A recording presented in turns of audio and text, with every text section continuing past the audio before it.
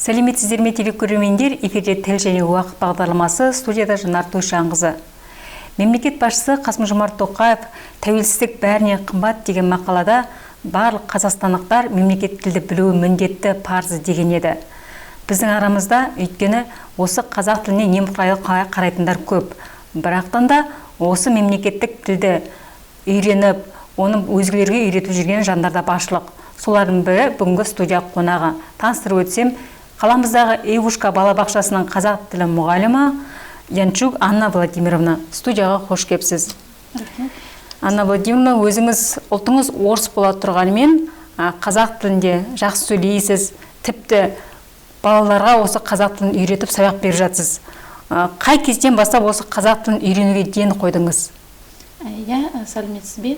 Мен қазақ тілімен мектептен бастап айналыстым.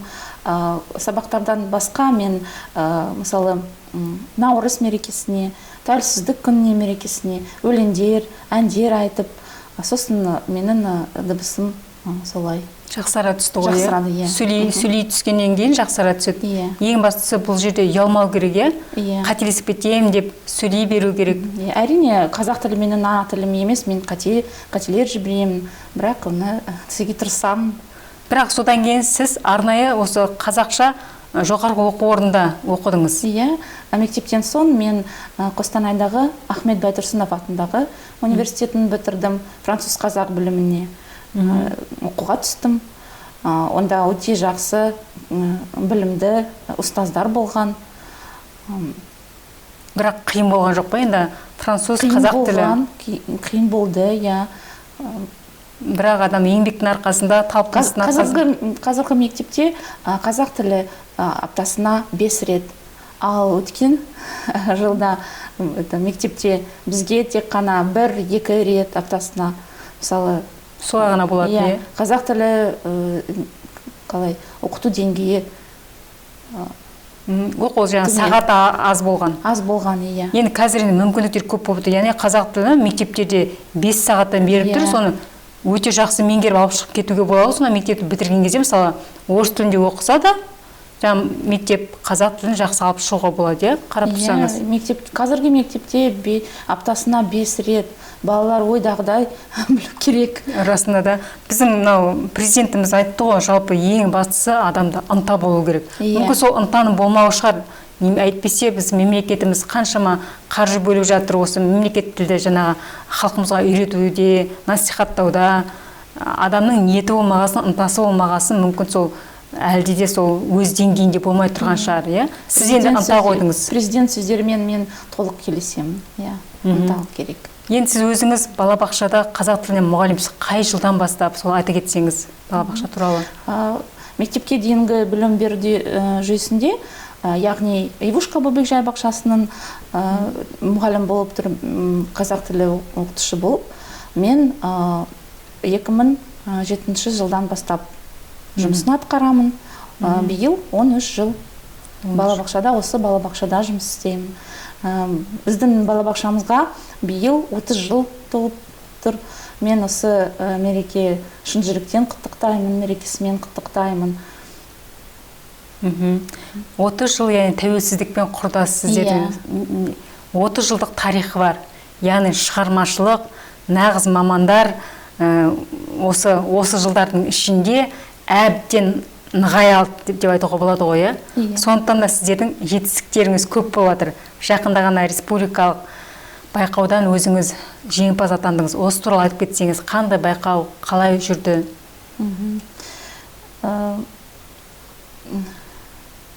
Заман өзгерді, біз жаңа бағытқа бет бұрдық.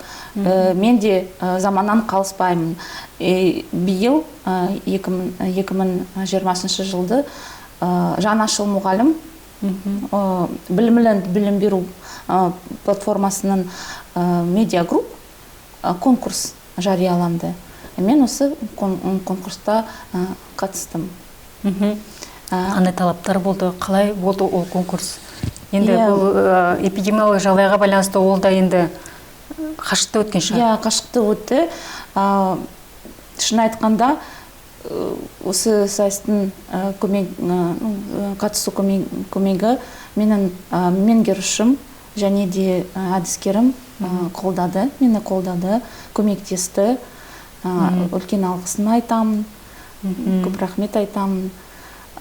Осы байқауының мақсаты мұғалімнің әлеуметтік және кәсіби имиджі қалыптастыру, педагогикалық инновацияларды қолдану және көтерілмеу. Оқытудың барлық форматын дәстүрлі, қашықтан және де аралас оқыту форматтарын жетілдіру мақсаттары. Мысалы, критерийлері өткізілігі, міндетті түрде цифрлық ресурстарды орынды қолдану. Мен де өз жұмысында ақпараттық коммуникациялық технологиясын пайдаланамын. Осы білім беру платформасының материалдары үнемі қолданамын. Мысалы, балаларға өте ұнайды әдемі графика, сергіту сәттер, әндер, өлеңдер балаларға тек қызықты. Мысалы, мұғалімнің балаларға тек қана сөйлеп, алдында тұрып сөйлеп түсіндіргеннен гөрі, балаларға ойын түрінде әртүрлі видеоларды көрсету арқылы қызықты. Жаңа сіздер байқағаным, ертегілер, кейіпкерлерін көп пайдаланасыз. Осылар арқылы үйретілген бала жаңа қазақ тілін тез меңгеретін сияқты, сіздің тәжірибеңіз. Мысалы, олардың мынандай күшіктер санамағы. Осы санамақта балалар 7-ге дейін тура, кері санайды. 1, 2, 3 одан кері санайды. Жасықтырады. Енді сіздердің балабақшаларыңыз таза орыс тілінде тәрбие береді, тәлім тәрбие береді. Таза қазақ тілі неше сағат бөлінген, қай топтан бастап, қай жастан бастап үйретіледі? Балабақшамызда жалпы білім беру стандарт бойынша ортаңғы топтарынан басталады. Ортаңғы топтарда ересектерде аптасына 1 рет, ал мектепке даярлайтын топтарында аптасына 2 рет, 30 минуттан. 30 минуттан.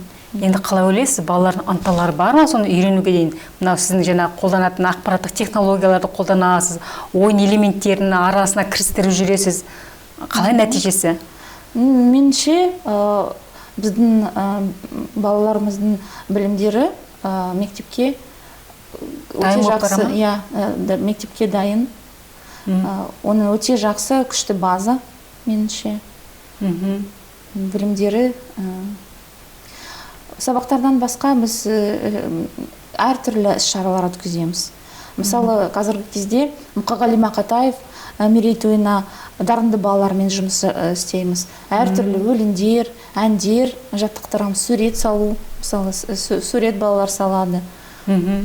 Яғни сіздер үйге де тапсырма беріп отырсыз, түрлі шараларды ұйымдастырасыздар, әртүрлі мерейтойларға байланысты. Мысалы, тәуелсіздіктің 30 жылдығы болды. Олар жаңағы ақынымыз Абай Құнанбайұлының да мысалы біз мерейтойын осы 2020 жылы атап өттік. Енді осы 2021 жылда Қазақстанда бірнеше мерейтой, бірнеше әдемі даталарға көп. Көп даталарға көп, біз балаларымыз дайындаламыз, әртүрлі сайыстар қатысамыз.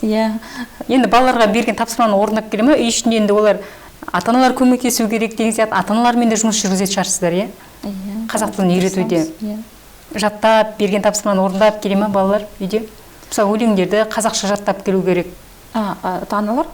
Енді ата-аналар көмектесу керек қой балаға. Көмектеседі. Ата-аналармен бізде жұмыс жүргізеді. Өз бағытта балабақшаның жұмысы, өз бағытта ата-аналар, балалар және де педагогтар. Ата-аналарға біз, мысалы, ата-аналар үшін ақпарат бұрышына біз арнайы сөздер, сөйлемдер қалай ұсынамыз. Мысалы, отбасы тақырыбы, отбасының тақырыбы сөздері, сөйлемдері, ата-аналар көреді, балалармен жаттықтырады, мысалы. Балалармен бірге оларда қазақ тілін үйренетесіз ғой. Өте тиімді әдіс, бұл? Одан басқа қазіргі кезде біздің президентіміз қалай бізге айтты, қазақ тіліне көңіл бөлу керек, ата-аналармен, педагогтармен жұмысы күшейту үшін.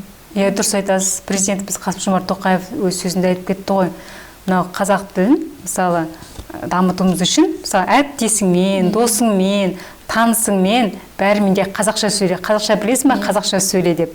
Сонда бір-біріміздің, яғни бірлігімізде нығая түседі деп жазып еді ғой мақаласында. Өте орынды айтылған сияқты, иә? Ал енді сіз енді осы жұмысыңызды ары қарата жалғастырасыз, сіз қарап отырсам өз ісіңізді жақсы көресіз. Енді алда өзіңіздің авторлық бағдарламаларыңыз бар. Авторлық бағдарламалар бар. Одан басқа мен балаларға арнайы ойын өзіңіз құрастырасыз. Құрастырамын. Яғни сіз көп ізденесіз, қазақ тілін өзіңізде меңгеріп, ары қарата толықтырып, балаларға да үйретіп жатсыз, иә? Тырысамын. Ісіңіз алға баса беріңіз, талаптаған нұр жауады дейді қазақтар. Талаптанса, адамның алмайтын асуы жоқ шығар.